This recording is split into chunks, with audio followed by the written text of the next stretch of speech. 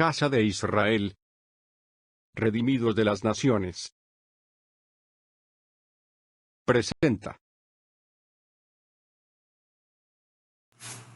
Bien, hermanos, Baruch Hashem, un saludo cordial para todos de nuevo, para todos los que estamos acá presentes a través de Zoom y también para todos los hermanos que están escuchando por Facebook, la transmisión en Facebook Live.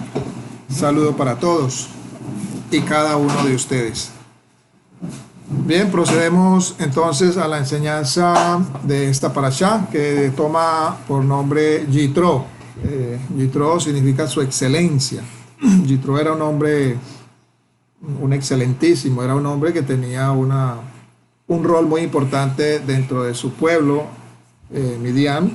Él era sacerdote de Midian, ¿verdad? Algunos comentaristas dicen que él incluso fue consejero de Faraón, ¿verdad? Algunos comentaristas judíos dicen que él fue consejero de Faraón, ¿verdad?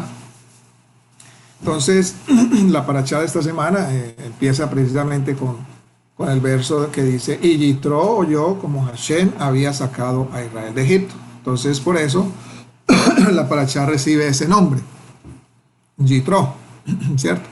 Era el suegro de Moshe, es decir, el padre de la esposa de Moshe, ¿verdad? Bien. La porción entonces, recordemos que la porción de la semana anterior terminó cuando con el relato de Amalek, ¿verdad? Cómo Amalek se fue contra Israel, como todas las naciones paganas también de aquel tiempo estaban al tanto, habían escuchado todo lo que el Eterno había hecho por Israel en Egipto, ¿cierto? Cómo los había liberado con mano fuerte al pueblo de Israel del cautiverio, de la esclavitud en que los tenía los egipcios, ¿verdad? Eso lo vemos, ese relato está en Éxodo 15, de 14 al 15. Ahora, ¿por qué es importante que Yitro también haya oído hablar de él, cierto? Vemos que Yitro también oyó hablar de todas estas cosas y vino ante Moshe, ¿verdad? Y él le dijo que había oído, y Moshe pues le confirmó todo lo que había hecho el Eterno, incluso de las tribulaciones por las que habían pasado el pueblo de Israel y cómo Adonai los había sacado, ¿verdad? Avantes, victoriosos de todas y cada una de las pruebas o situaciones difíciles que ellos enfrentaron desde la salida de Egipto, ¿verdad? Bien, ahora, aquí vamos a ver dos tipos de reacciones en la manera como las personas reaccionan ante el mensaje de Dios, ¿verdad? Por un lado tenemos la reacción, o digamos la respuesta de Amalek, cómo él reaccionó, ¿verdad? Y por el otro tenemos a Yitro, que era un hombre, digamos, de una cultura ajena al pueblo de Israel, ¿cierto?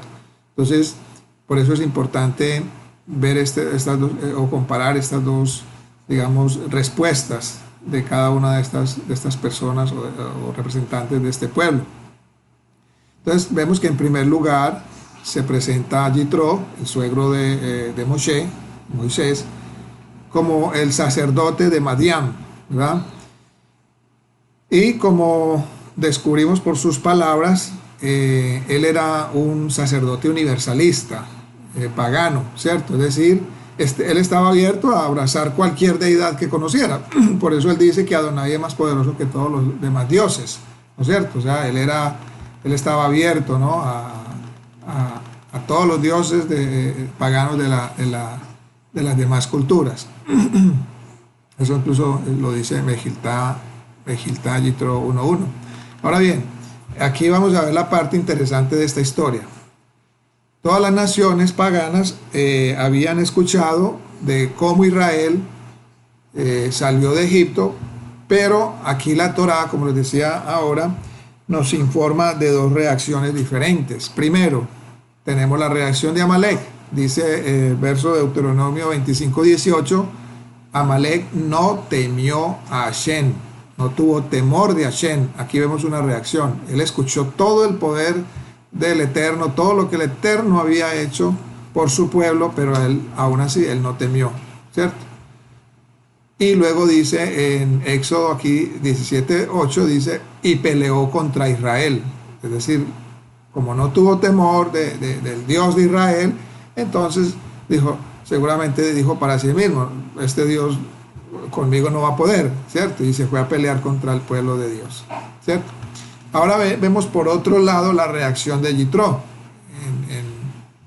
En Shemot 18:5 dice que Yitro vino a Moshe al monte de Elohim, ¿cierto? Al monte de Elohim. Se regocijó, dice, y declaró, ahora sé que Adonai es mayor que todos los dioses. Éxodo 18:11, ¿cierto? Entonces aquí vemos dos reacciones totalmente diferentes. Y esto nos enseña, ¿sí?, que el mismo mensaje de redención se puede transmitir a dos personas diferentes y provocar reacciones diferentes. Y eso pues yo creo que nos ha pasado a todos. Cuando le hablamos a una persona, esa persona puede que esté abierta a escuchar el mensaje, sea humilde en ese momento y se regocije con el mensaje que nosotros le llevamos. Como también nos hemos topado con personas duras de corazón que aún no están listas y que son personas que inmediatamente son contenciosas, ¿verdad? O no quiere que se les hable. Entonces son dos tipos de reacciones, dos tipos de corazón, ¿verdad? Y esto se puede comparar con dar las perlas a los cerdos, ¿sí?, y ofrecer un tesoro a una persona necesitada, ¿cierto? Los cerdos no apreciarán el regalo que se les ofrece y eventualmente se volverán inclusive contra nosotros. Pero el necesitado pues se regocijará con la ofrenda y la tomará para sí, ¿verdad? Y tenemos pues, recordamos las palabras de Yeshua cuando dice que no demos las perlas a los cerdos, ¿cierto? Ni los santos. Bien, entonces en este caso Amalek, que era, entre otras cosas, Amalek era nieto de Esap o de Esaú. Entonces en este caso el cerdo en la historia es ¿quién? Amalek, ¿verdad? Él embistió contra Israel y Yitro, en este caso, ¿verdad?, es aquel necesitado que él necesitaba, valga la redundancia, encontrar la verdad por medio del Elohim de Israel, ¿cierto?, que es la verdad. Entonces cuando él conoce a Hashem, él no pudo hacer otra cosa que unirse a Moshe. Entonces aquí vemos Amalek, aquellos que en vez de unirse al pueblo de Dios, contienden, ¿verdad?, atacan, embisten al pueblo de Dios, ¿verdad? Y por otro lado tenemos aquellos necesitados que cuando conocen la verdad, ellos sienten la necesidad de unirse al pueblo de Dios, ¿verdad? Estas son las dos reacciones que hay entre las personas, ¿verdad? Y que quizás muchos de nosotros, pues, por experiencia, nos ha tocado vivir esto, ¿cierto? Cuando una persona verdaderamente está dispuesta a escuchar, está con un corazón abierto y desea unirse. Pero por el otro lado están aquellas personas que escuchan el mensaje, ¿verdad? Pero no sienten esa necesidad de unirse, sino por el contrario, toman la otra posición, la otra orilla, y es en muchos casos de atacar, ¿verdad?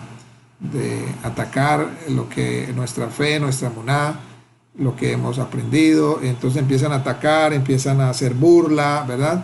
Este es el tipo de Amalek, ¿no es cierto? Es el espíritu de Amalek que todavía está en el mundo, ¿verdad? Entonces leemos en Shemot 18:7 que dice: Moshe se inclinó y lo besó. Aquí vemos pues la reverencia de Moshe hacia su suegro, ¿no?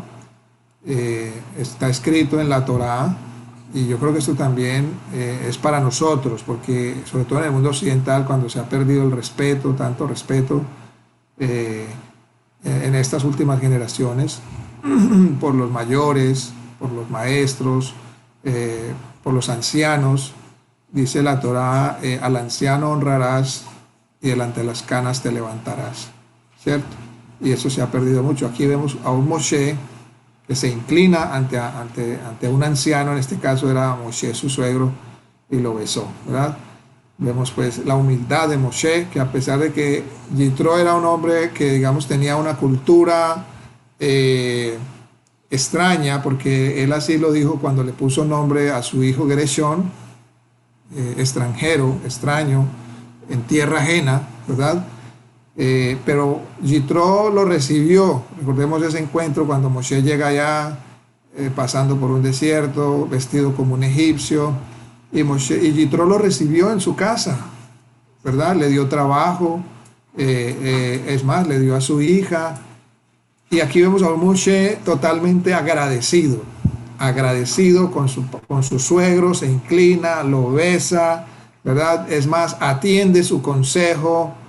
Vemos aquí unas cualidades maravillosas en Moshe, de las cuales nosotros también tenemos que aprender y que vamos a hablar ahora más adelante sobre el agradecimiento.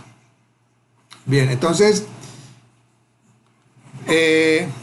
esto acá, digamos que aquí hay un momento de santidad, una chispa de santidad y de sabiduría natural acá. Fue redimida y reunida junto con los hijos de Israel, ¿cierto? Y esto trajo un momento histórico, cuando Yitro da este consejo tan maravilloso a Moshe sobre nombrar jueces que le ayudaran, personas de virtud, ajenas a la ganancia deshonesta, personas virtuosas, amantes de la verdad. Entonces, esto fue un momento histórico, como un gentil, ¿verdad? Como un gentil, el consejo de un gentil es colocado en la Torá. O sea, aquí vemos también una apertura, no solamente para el pueblo de Israel, sino una apertura para aquellos que abrazan al Dios de Israel, aquellos que abrazan la fe de Israel, ¿verdad? Como aquí vemos que un consejo de un hombre que era sacerdote, anteriormente pagano, es colocado en la Torá. Y aquí enseguida vamos a mirar ese proceso tan hermoso. Entonces, incluso a partir de la inclusión de este método de legislación legal, se forma el primer Sanedrín dentro de la Torá de Hashem, el primer Sanedrín, es decir, el primer cuerpo de jueces, que es compuesto por 71 hombres, 70 hombres y Moshe como el legislador principal.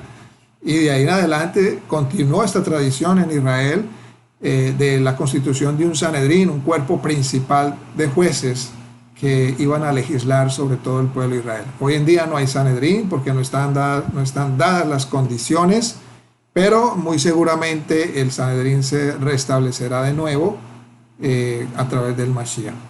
Entonces vemos aquí como en Éxodo 18:21 le dice Yitro a Moshe: selecciona hombres capaces que teman a Hashem y nómbralos como tus funcionarios.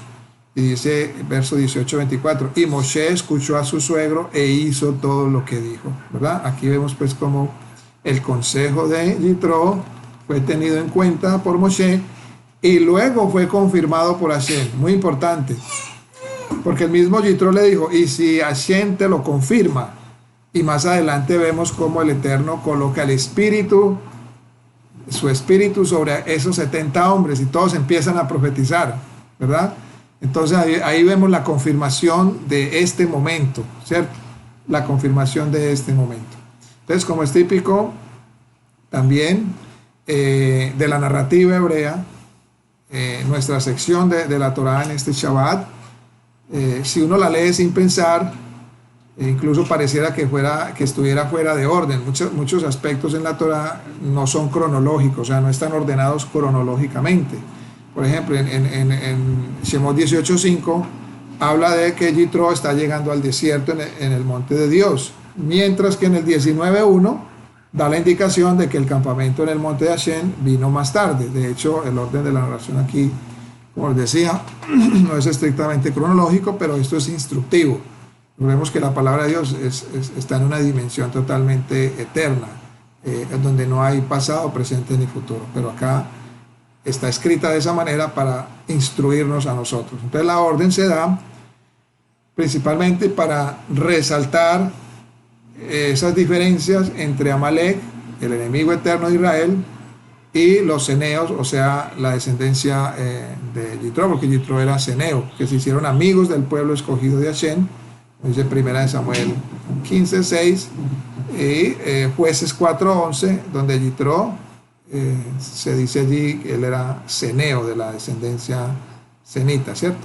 Notemos entonces los contrastes entre estas dos clases de gentes, de pueblos. En el capítulo 17 dice que Amalek vino y luchó contra Israel, ¿verdad?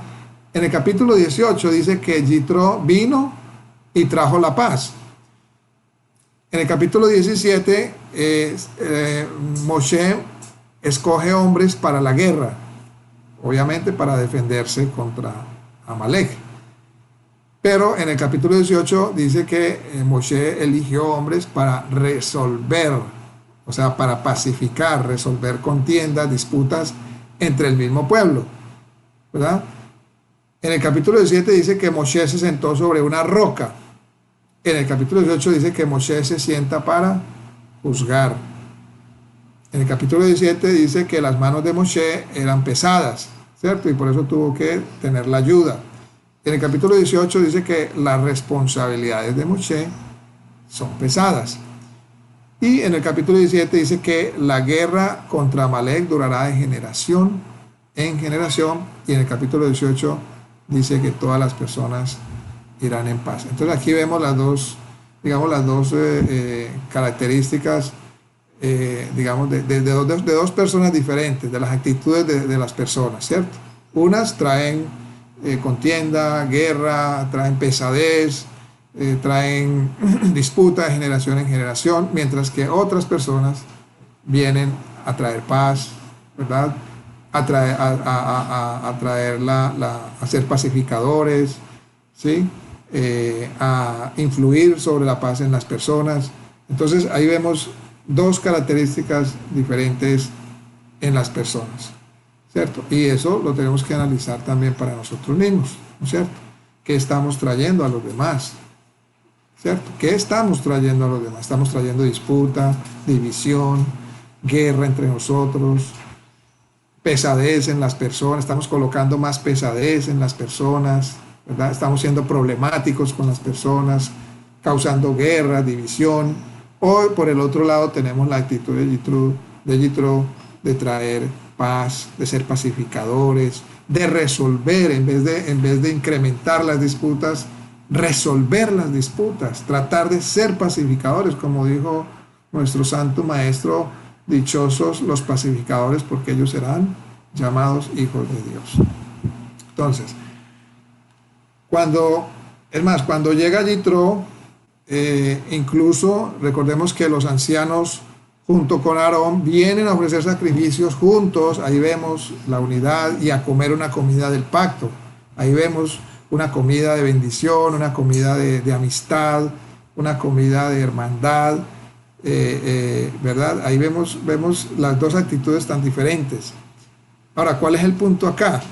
Que Hashem extiende las bendiciones de su pacto, como prometió, a los que bendicen a la simiente de Abraham, pero maldice a los que lo maldicen. Entonces aquí vemos cómo el Eterno cumple su palabra, ¿no? Cómo la palabra del Eterno permanece fiel para todos los tiempos.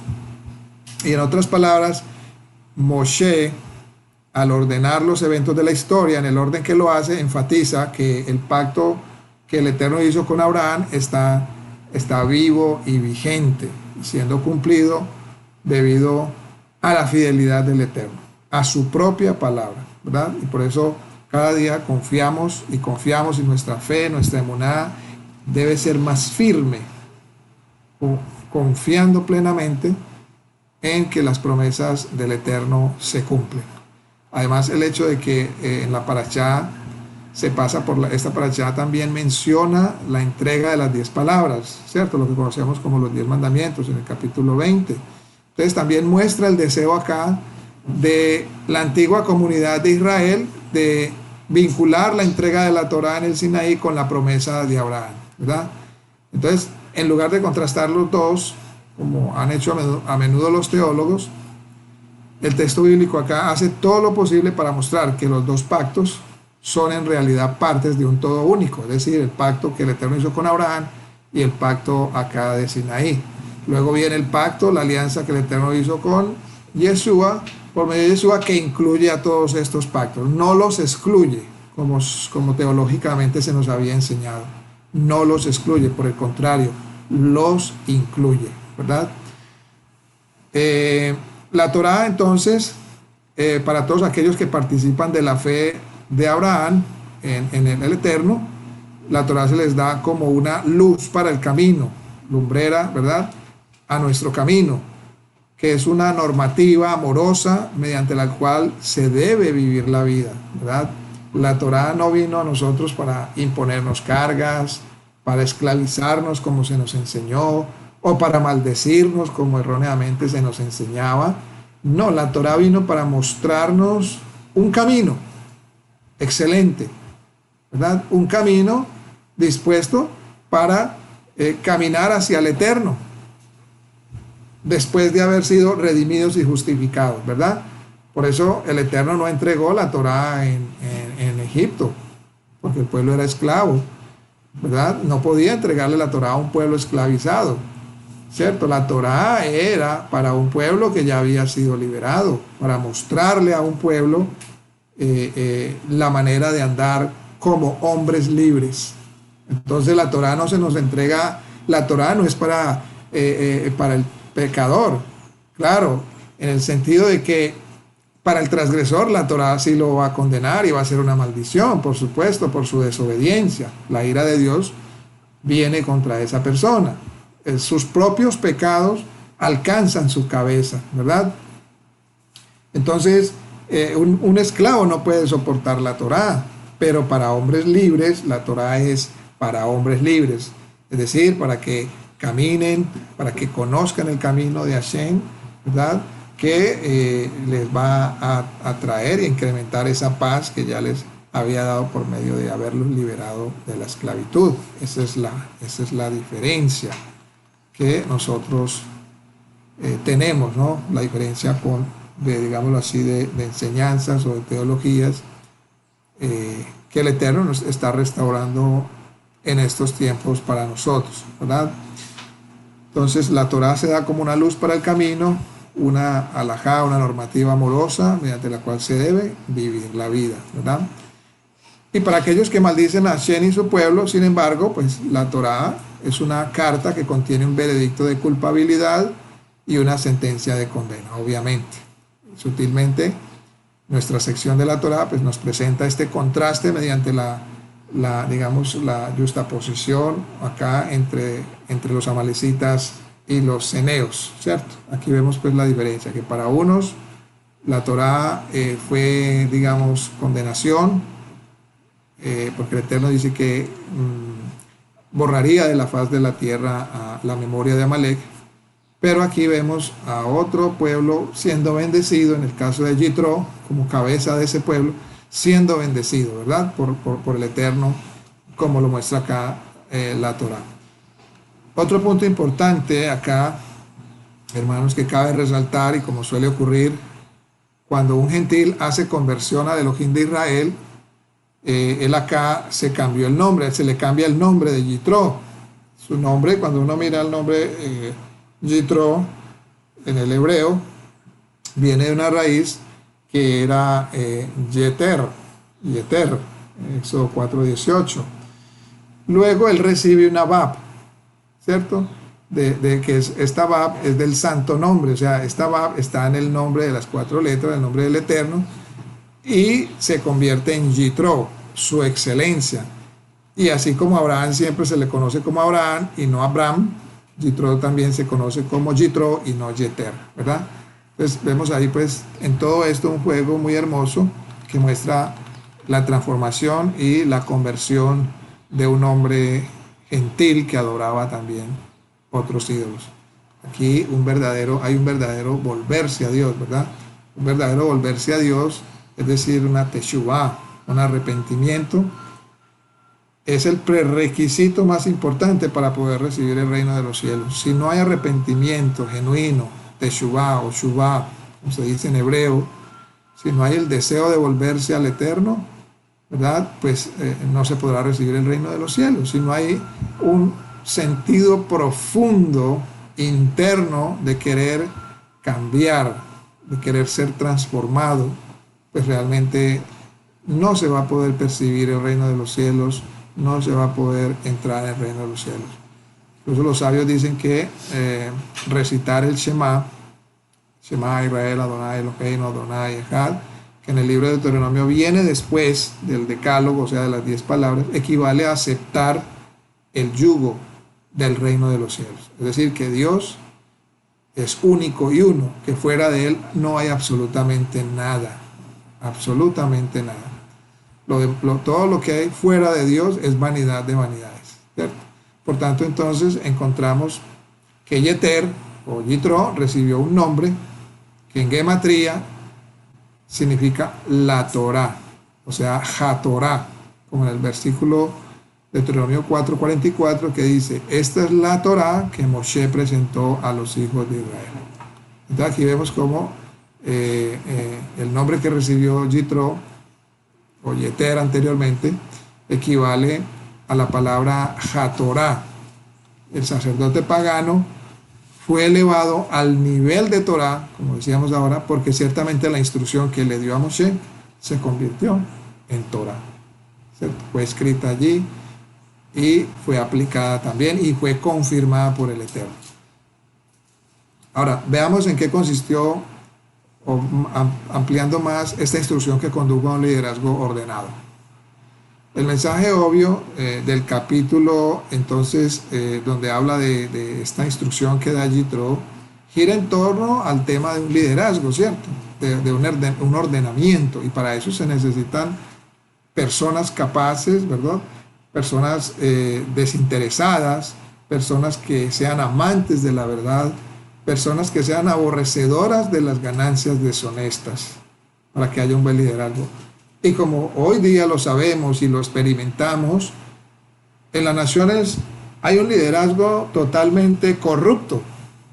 Desde los jueces, que era lo último que se esperaba, por ejemplo en Colombia, lo último que se esperaba era que los jueces se dejaran corromper, ¿verdad? Está bien los políticos, que el gobernador, que el alcalde, que el presidente, que los ministros se corrompieron, pero lo último que se espera es que un juez o que los jueces se dejen corromper, quienes son los que realmente dan los veredictos. Y pues ya tristemente la corrupción, esta contaminación, este cáncer alcanzó también a nuestros jueces en Colombia. Recordamos pues las noticias del cártel de la toga, jueces que son sobornados todo el tiempo, en fin. Por eso cada mañana rezamos y recitamos que el Eterno instituya, como en los tiempos anteriores, a jueces justos, jueces verdaderos, jueces amantes de la verdad y odiadores de la corrupción, ¿verdad? De las ganancias deshonestas. Incluso la Torá dice que le dice al pueblo y en este caso a los jueces que rechacen todo tipo de soborno, porque eso ciega al sabio, ¿verdad? Entonces, el mensaje acá, este mensaje gira en torno a este tema de liderazgo, y esto sí que se necesita también para nuestras comunidades, que haya un liderazgo claro, transparente, íntegro, ¿verdad? Que los jueces o las personas que están en responsabilidad de nuestras comunidades, su único deseo sea servir a Hashem con todo su corazón, con toda su alma y con todas sus fuerzas. Servir al prójimo, ayudar al prójimo, ¿verdad? Enseñar la palabra, instruirla, no para su propio beneficio, sino para el beneficio también de todos los demás, ¿verdad? Por eso el apóstol Pablo muy claramente dice que le dice a Timoteo, creo que es en Timoteo, sí, que se aparte de aquellos que toman la piedad como fuente de ganancia, ¿verdad? Como un negocio. Dice, de los tales, apártate, porque raíz de todos los males es el amor del dinero, por los cuales muchos fueron traspasados de muchos dolores, ¿cierto? Entonces acá vemos cómo Moshe, al intentar hacer el mandato de Hashem, al guiar al pueblo, en realidad estaba haciendo algo no apropiado, ¿cierto? Porque él estaba ahí, él era el único que estaba juzgando en todo el pueblo, y eso eran, yo me imagino, las filas interminables. Haga de cuenta una fila en una EPS o en una fila de pensionados, que lamentablemente así es, colas y largas filas y largas filas. Yo imagino a Moshe también con todo este pueblo, más de 600,000 hombres que venían con sus pleitos y sus cosas. Y claro, Yitro ve eso y le dice, pero ¿qué estás haciendo? Te vas a agotar tú y este pueblo también, ¿cierto? Entonces, sin saberlo acá, Moshe estaba privando incluso al pueblo de entrar en un mandamiento, en una misbot de servir, porque él era el único que estaba sirviendo, y recordemos que todo el pueblo, todos somos servidores de Hashem, de acuerdo a nuestra capacidad, de acuerdo a nuestra función, todos debemos servir a Hashem. Y muchos de nosotros, lamentablemente, hemos escondido esos talentos que Hashem nos ha dado y no los hemos traído a los banqueros, como nos enseña nuestro Santo Maestro. Entonces, el liderazgo, sin embargo, no se podía repartir acá arbitrariamente, ni a voluntad a una voluntad arbitraria, no. Fue sobre la base de la integridad personal y la sabiduría demostrada que se eligió a estas personas responsables. Como dice acá en la parashá, selecciona a hombres capaces que teman a Hashem, hombres de verdad, los que aborrecen la ganancia deshonesta, ¿cierto? Y podemos mirar, complementar inclusive esta lista de requisitos para un supervisor o una persona responsable, un líder, en la carta de Pablo a Timoteo, en la primera carta, capítulo 3. Allí vemos, pues, digamos, como una lista de requerimientos o requisitos para que una persona pueda realmente desempeñar a cabalidad esta responsabilidad o esta función de juzgar o de ser líder de un pueblo o de una comunidad. Entonces, el liderazgo requiere una cualidad muy importante, la humildad. Requiere fortaleza espiritual. Fortaleza, pues, porque no es fácil, ¿no? No es fácil, digamos, atender todas las situaciones, las disputas, los problemas de todas las personas. Entonces, esta persona requiere no solamente fortaleza espiritual, sino que también requiere ayuda. Así como Moshe requirió ayuda de Aarón y de Hur. Cuando él levantaba las manos, ellos dos se pararon al lado y lo sostuvieron. Así como también por el consejo de Yitro, él escoge 70 hombres para que lo ayuden en esta labor, ¿verdad? Hacer un cuerpo espiritual, un cuerpo responsable dentro de las comunidades, dentro de nuestras comunidades, que todos juntos sostengan, ¿verdad? Sostengan ese peso, ¿no? El peso de las manos, así como Aarón y Hur ayudaron a Moshe. Incluso en el pacto renovado, en los escritos de los emisarios, vemos que Pablo habla de ancianos, ¿cierto? Él no habla de un solo pastor, que digamos es el sistema tradicional de un pastor y de ahí todos son ovejas, ¿verdad? Todos somos discípulos del Eterno, todos somos discípulos de Yeshua. Yeshua es nuestro pastor principal, ¿verdad? Y claro, dentro de la comunidad él coloca dones allí para, digamos, supervisar, para nutrir, para unir a la comunidad. Y esa es una función que es hecha no por uno solo, sino por varias personas, ¿verdad? Entonces, estas cualidades no se pueden obviamente probar en un día, la humildad, la fortaleza espiritual, la integridad personal. Esto no es de la noche a la mañana, como cuando se nombra así un gerente para una empresa. Claro, allí se le estudia la hoja de vida, dónde ha trabajado, cuántos años, cuáles han sido sus estudios, en fin. Acá esto no se puede probar en un día, una semana o un mes. Es por eso que los líderes deben provenir de dentro de la misma comunidad, no fuera de ella. Las cualidades necesarias para los líderes se ven en la forma en que viven personalmente, lo que creen y enseñan. Muy importante. Y esto solo se puede discernir al conocerlos en el contexto real de la vida, ¿cierto? ¿Cuál es su desempeño en la vida? ¿Cuál es su testimonio? ¿Cómo caminan? ¿Cómo reaccionan ante las dificultades? ¿Cómo reaccionan ante los problemas? ante las ofensas inclusive, ¿verdad? Entonces, ahí el proceso normal de la vida es el mejor campo de entrenamiento para los que quieren y queremos servir a Hashem. Entonces fue este tema pues, de los líderes calificados lo que provocó incluso un cambio tan grande en la emergente iglesia cristiana de los siglos II y III. Desde una perspectiva hebrea, los líderes eran conocidos por su aplicación personal de la Torá, su obediencia, la aplicación en su vida. Sin embargo, la mentalidad griega era diferente. Y aquí, pues esto incluso lo podemos ver hoy en día. Para la sociedad griega, el reino de las ideas podría verse como desconectado de las acciones. Y esto nos es muy familiar, ¿verdad? Porque no es por obras, no es es por la fe, ¿cierto? Es una fe, digamos, ideológica. Lo que uno pensaba o razonaba no estaba necesariamente relacionado con la vida de uno. Uno podría creer algo o en algo sin que esta creencia cambiara la forma en que uno vivía, ¿cierto? Entonces, la regla general, usted cree, sí, yo creo en Dios, yo creo en Jesús, pero eso no me obliga a mí a cambiar la manera en que yo vivo. Yo sigo viviendo mi vida como quiera, nadie se meta en mi vida, primero yo, segundo yo, tercero yo, y listo, yo cumplo con ir al servicio semanal y punto, ya con eso cumplo, ¿verdad?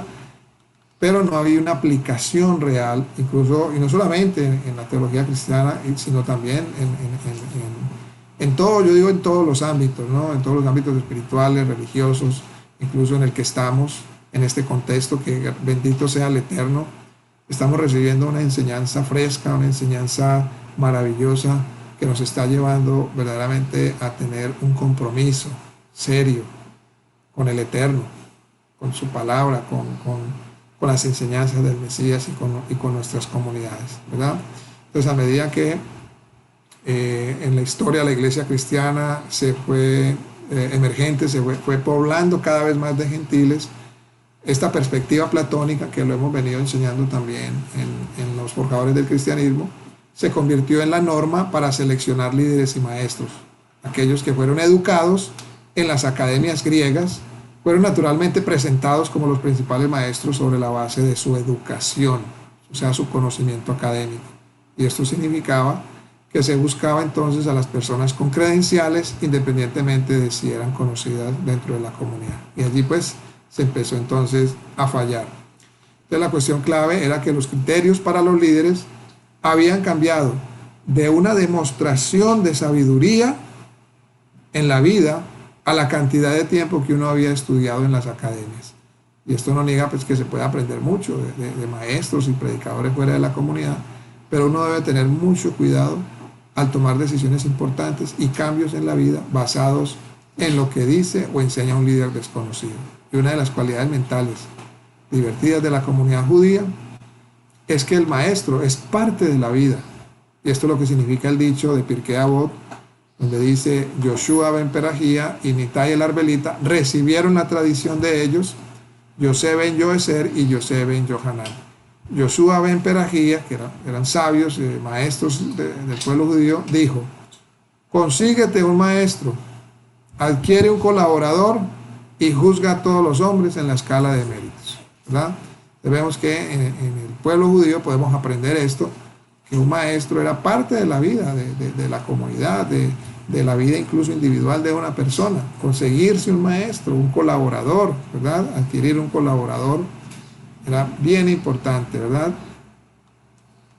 Bien, ahora sí, digamos que esto tenía pues que ver en cuanto a la explicación literal de la parte de la Torá. Ahora vamos a entrar ya en el mensaje que nos trae para nuestras vidas directamente acá la Torá, que es el mensaje de agradecimiento, que es muy importante para nosotros en estos tiempos ser agradecidos.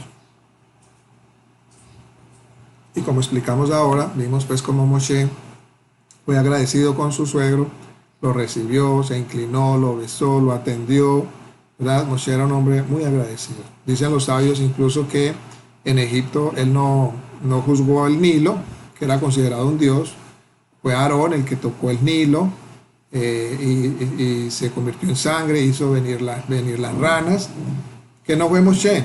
¿Por qué? Dicen los sabios. Bueno, porque Moshe estaba agradecido con el Nilo, porque el Nilo, por medio del Nilo, era que él había sido salvo, ¿cierto? Él fue salvado por el río Nilo. Entonces por eso no lo juzgó. De igual manera tampoco juzgó la tierra. Cuando tocó la tierra, eso lo hizo fue Aarón, que vinieron todos los piojos y todo eso. Dice porque la tierra ayudó a Moshe a escapar. Entonces él era un hombre agradecido. Aún en los comentarios de los sabios vemos, aunque no sean literales, pero vemos allí unas enseñanzas maravillosas. Entonces una de las cualidades fundamentales de quien se aprecie de ser persona, hijo de Dios, es ser agradecido con quienes lo rodean y con el Creador, ¿verdad? Es una cualidad que hoy en día diríamos muy débil, ¿no? entre el ser humano. Y el tema pues obviamente no es sencillo. Muchas veces la persona considera que si le agradece a alguien, a quien lo benefició, quedaría como con una deuda pendiente, ¿cierto? Que en algún momento deberá saldar y prefiere no adquirir ese compromiso. Entonces la solución ante tal problema es simple. Se puede buscar cualquier excusa o empequeñecer incluso el bien que se ha recibido de otra persona. Y si fuera necesario, pues se llegará incluso a devolver mal por bien para demostrar abiertamente que no se recibió ningún beneficio. Somos muy desmemoriados, tenemos que aceptarlo. Somos muy desmemorados. Muy fácilmente nos acordamos del mal que nos hacen, pero difícilmente nos acordamos del bien que nos hacen, ¿verdad? Y eso tenemos que cambiarlo, ser agradecidos con aquellas personas que se esfuerzan cada día porque nosotros estemos bien en todos los ámbitos de nuestra vida, en la casa, en el hogar, con los maestros que nos han instruido en la educación, con aquellos jefes que nos han dado la oportunidad en trabajo, con aquellos maestros que el Eterno espiritualmente ha colocado. Tenemos que ser muy agradecidos, hermano, y de verdad que somos muy desmemorados, somos muy tranquilos, porque todo el tiempo estamos pensando que es porque nos lo merecemos, ¿no? Ese bien es porque yo me lo merecía, yo no tengo por qué agradecer, porque es que esa es la responsabilidad de él, esa es la responsabilidad de ella. No, esta situación, esta actitud tiene que cambiar en nosotros, ser agradecidos, no solamente con el prójimo, sino también con Hashem, ¿verdad? Entonces, por el contrario, quien trabaja sobre sus cualidades, ¿verdad?, para superarse continuamente, nunca olvidará un bienestar recibido de otra persona. Y en cada oportunidad que se le presente, en cada oportunidad expresará su agradecimiento sin importar el tiempo que haya transcurrido.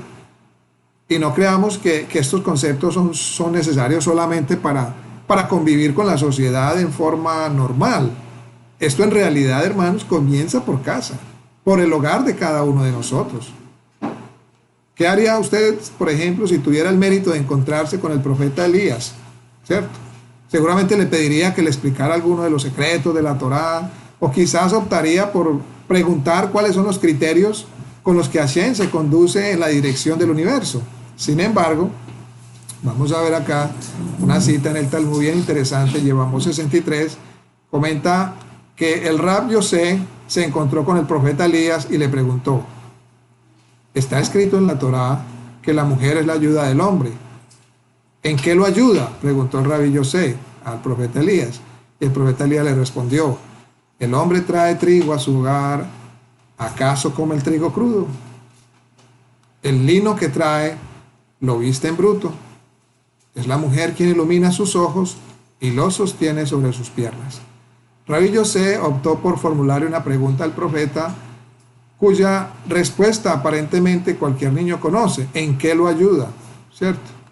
Entonces, la mujer es la encargada del hogar, se ocupa de preparar la comida, de coser las ropas. Y el Rab Haim Friedlander explica esta Gemara con un concepto profundo. Él dice: cuando la Torá menciona que la mujer es la ayuda del hombre, se refiere al apoyo que le otorga para alcanzar un nivel espiritual superior en el servicio de Dios, ¿verdad? Este es uno de los aspectos fundamentales por los cuales la mujer es considerada una ayuda idónea, porque le ofrece apoyo al hombre para poder alcanzar un nivel espiritual superior en el servicio de Dios. Entonces, cuando la mujer se ocupa de las necesidades de su hogar, le permite al hombre dedicarse de lleno a lo espiritual y cumplir así su misión con éxito. Ahora podemos entender entonces lo que el propio Rab Yosef comentó. Nunca llamé a mi esposa, sino mi casa. Y Rabbi Yosef aprendió a valorar a su mujer en su medida exacta. Entonces, todo esto tiene el agradecimiento del cual somos, ¿verdad?, muy faltos, muy cortos.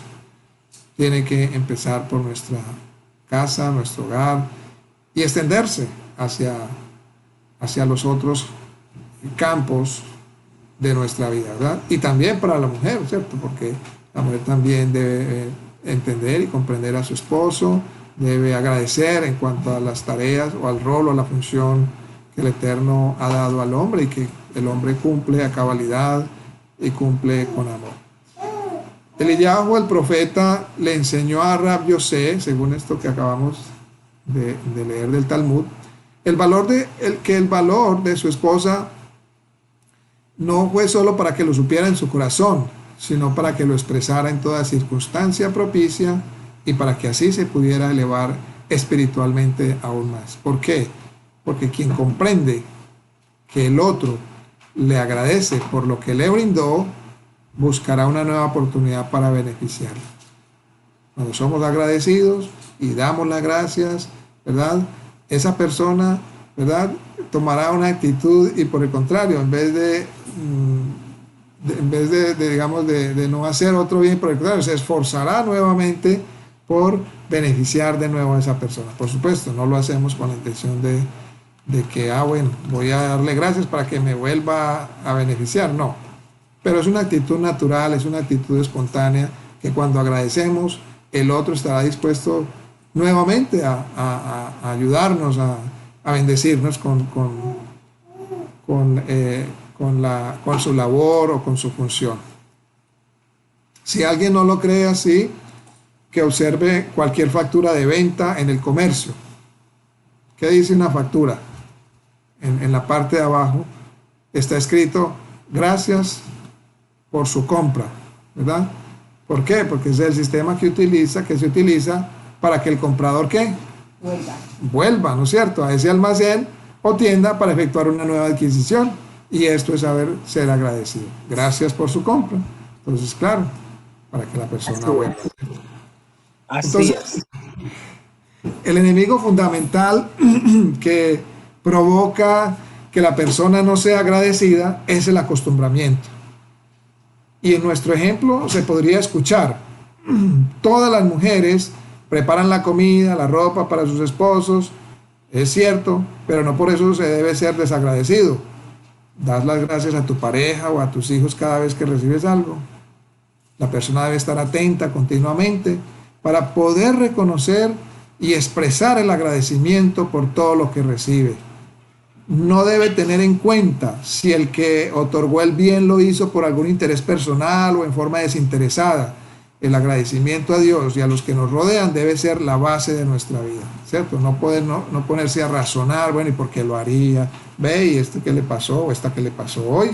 No ponerse a razonar, sino simplemente, espontáneamente, naturalmente, decir, gracias, te agradezco, de verdad que lo aprecio mucho, ¿cierto? Sin ponerse a razonar, porque lo hizo, porque lo...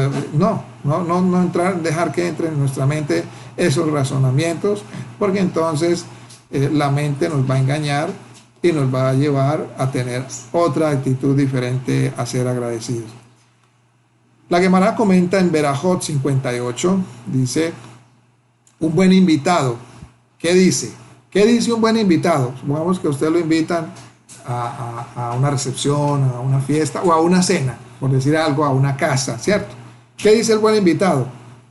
El buen invitado dice, cuántas molestias se tomó el dueño de casa por mí, cuánta carne me sirvió, cuánto vino sirvió delante de mí, cuántas tortas preparó y todo su esfuerzo fue solo para mí, ¿verdad? Estará agradecido, o sea, mirará el esfuerzo, valorará el esfuerzo que hizo esa persona, ¿verdad?, para este invitado. Y un mal invitado, ¿qué dirá? La respuesta del Talmud es, que el invitado dirá, ¿cuál fue el esfuerzo del dueño de casa? Solo comí un pan, un trozo de carne y un vaso de vino. Todo el esfuerzo del dueño de casa fue por su esposa y por sus hijos, no por mí.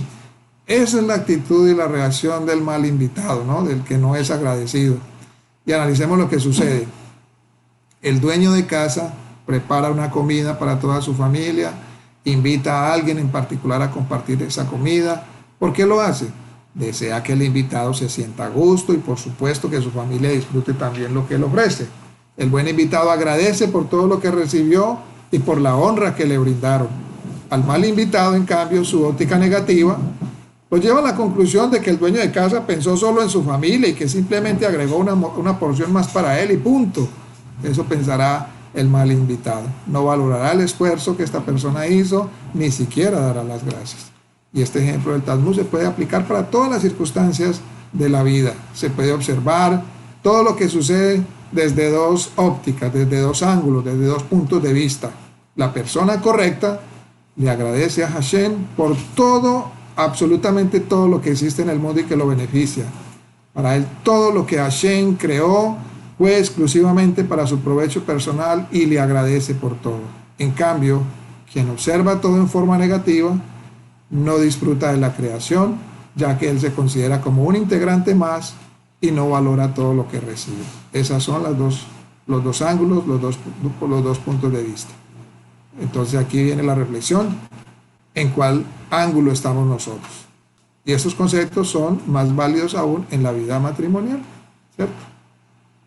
Cada integrante de la pareja debe valorar todo lo que Hashem le dio, el hogar, la salud, la fuerza física, espiritual, los hijos, etcétera, etcétera. Y por otra parte debe valorar lo que recibe de quienes están a su alrededor y especialmente de su pareja y de sus hijos. De esa forma el ambiente del hogar será cálido y feliz.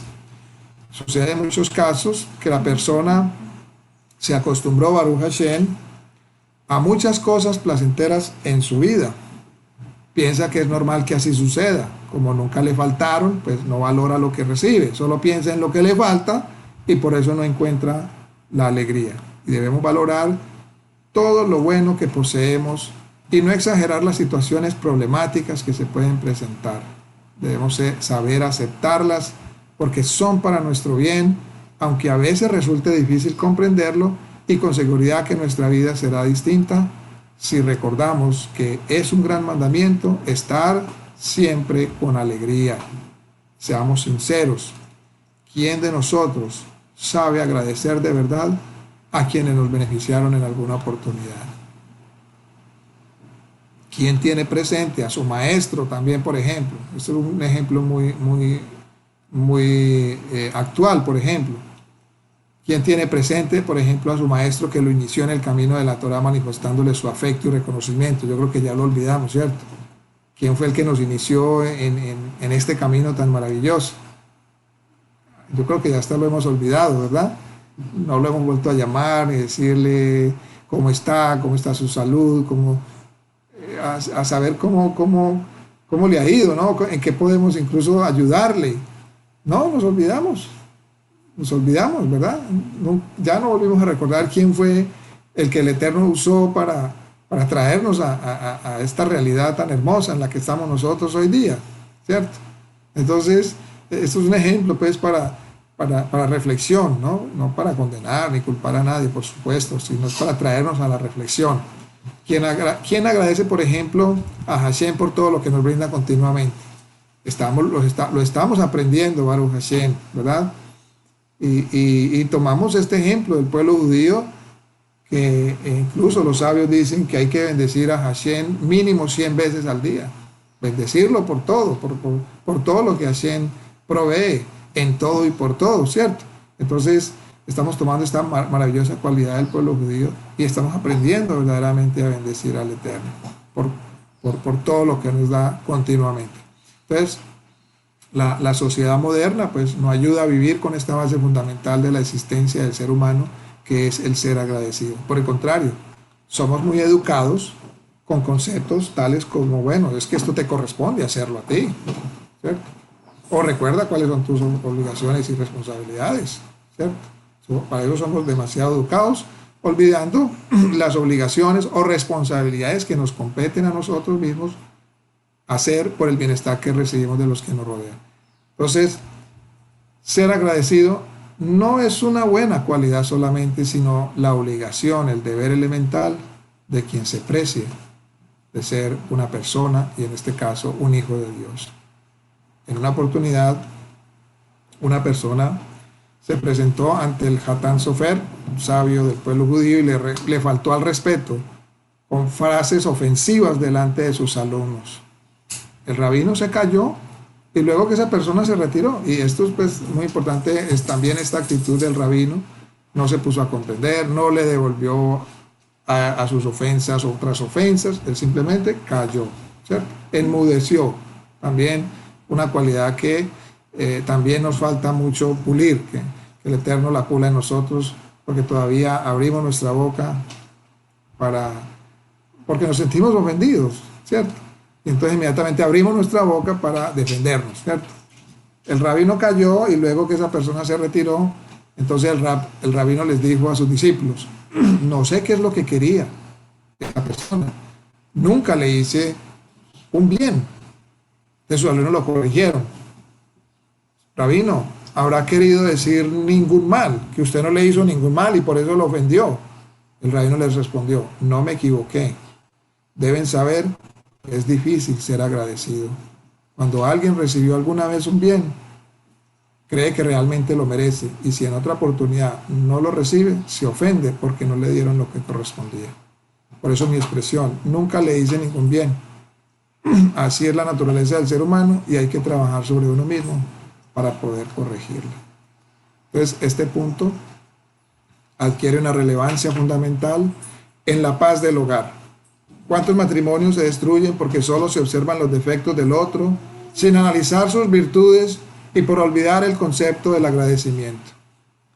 El Talmud en Yevamot 63 relata también el siguiente suceso. Rab Gia tenía una mala mujer que lo hacía sufrir, y de todas formas, cada vez que Rab Gia encontraba algún presente para ella, se lo llevaba, a pesar de que ella era una mala mujer. Le dijeron al rabino: ¿por qué le regala cosas? Si ella lo hace sufrir, rabino. No, y verdaderamente encontramos muchas veces esa actitud en las otras personas, ¿no? La respuesta del Rab Gia fue: suficiente con que crían a nuestros hijos y nos salvan de tener malos pensamientos. Y por eso el rabino le daba regalos todos los días, continuamente, a pesar de que ella lo hacía sufrir. Pero el rabino dijo: bueno, suficiente es con que cría a mis hijos y pues me salva de tener malos pensamientos. Hay una frase de los sabios de nuestro pueblo que resume este concepto: al pozo del que tomaste agua no debes tirarle piedras. Y podríamos preguntarnos: ¿acaso el pozo sufre un dolor cuando alguien le arroja una piedra? La respuesta es que el problema no es el pozo, sino la propia persona. Quien es desagradecido con el pozo, termina siendo desagradecido con el prójimo y aún con Hashem.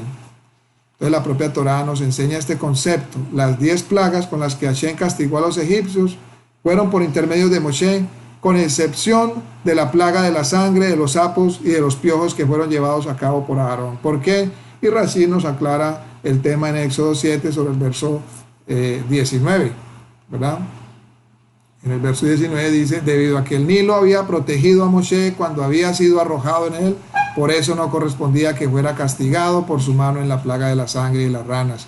También en el caso del polvo del que salieron los piojos, no correspondía que fuera castigado por Moshe, porque lo había protegido cuando Moshe mató a un egipcio que castigaba a un israelita y lo enterró en la arena. Concluyamos este comentario con la explicación del Sefer Hinuk sobre el mandamiento del respetar al padre y a la madre. La raíz de este concepto es que es digno que el ser humano sepa reconocer y comportarse con favor a quienes le dieron el bien. No debe ser necio y desagradecido, ya que esa es una mala cualidad despreciada a los ojos de Hashem y de la gente. Debe recordar que el padre y la madre fueron los que posibilitaron su existencia, por lo que se merecen todo el respeto y ayuda posible, ya que ellos lo trajeron al mundo y se esforzaron por él cuando era pequeño. Cuando dije esta cualidad en su alma, reconocerá el bien que Hashem le da porque Él es quien le dio la vida a sus padres y abuelos hasta Adán. Lo sacó a la luz del mundo, le suplió sus necesidades durante su vida, lo mantuvo sobre sus miembros y le entregó un alma inteligente sin la cual sería como un animal que no entiende. Y de esta manera meditará la persona cómo debe cuidarse en servir a su Creador. El Gaón de Vilna solía decir que la persona vino al mundo para arreglar sus cualidades. No es suficiente, hermanos, con cumplir preceptos. Debemos pulir y corregir las inclinaciones negativas que existan. Los sabios nos indican que antes de aproximarnos a la Torá, debemos primero arreglar nuestras cualidades. Si alguien dejó en un guardarropa un saco al que le faltaba un botón, no puede reclamar al retirarlo que le devuelvan otro saco que se encuentre en perfectas condiciones. Cuando la persona devuelva el alma al Todopoderoso después de su vida terrenal, en esas mismas condiciones, dice el Gaón de Vilna, quedará hasta el momento de la resurrección de los muertos y en ese instante la recibirá nuevamente para siempre. Entonces, el trabajo de la vida es arreglar las cualidades. Sin esto, la existencia no tiene sentido. Que el agradecimiento al Eterno y a los que nos rodean sea la base de nuestra vida. Y termino con la siguiente escritura. Hebreos 13:2 dice: no os olvidéis de la hospitalidad, porque por ella algunos, sin saberlo, hospedaron ángeles. Y añadiría para aquellos que reciben la hospitalidad: no os olvidéis siempre de ser agradecidos. Que Hashem nos ayude, hermanos, a pulir esta cualidad, que esta cualidad siempre esté en nosotros, en ser agradecidos con Hashem primeramente, que nos da la vida, que nos da todas las cosas continuamente, que está al cuidado de nosotros, que nos protege cada día, que nos ha revelado a su Mesías, que nos está transformando cada día, como dice su palabra, de gloria en gloria. Y también ser agradecidos con todos aquellos que nos rodean, empezando por nuestro hogar, con nuestros padres, los maestros espirituales, con todos aquellos que siempre están haciendo un bien por nosotros. Que el Eterno nos ayude a corregir estas cualidades. Amén y amén.